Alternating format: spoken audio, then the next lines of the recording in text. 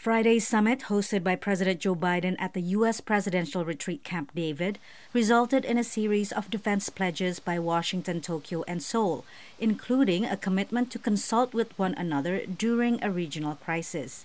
That means we'll have a hotline to share information and coordinate our responses whenever there is a crisis in the region or affecting any one of our countries.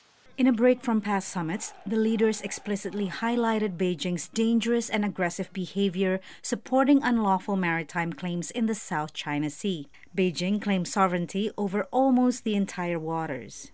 Unilateral attempts to change the status quo by force in the East and South China Seas are continuing, and the nuclear and missile threats of North Korea is only becoming ever larger.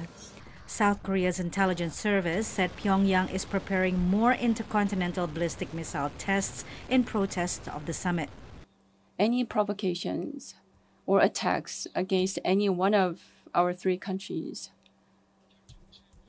will trigger a decision-making process of this trilateral framework, and our solidarity will become even stronger and harder. The Camp David summit has been characterized by Beijing and Pyongyang as Washington's gambit to create a mini NATO in Asia. The Asian-Pacific region is a promising land for peace and stability and cooperation and development, and should not become a dueling ground for geopolitical rivalry. Camp David marked a milestone in relations between South Korea and Japan, its former occupier. It followed months of diplomacy to put aside their fraught history and mutual distrust to deal with common security challenges. Patsy, Widakuswara, VOA News.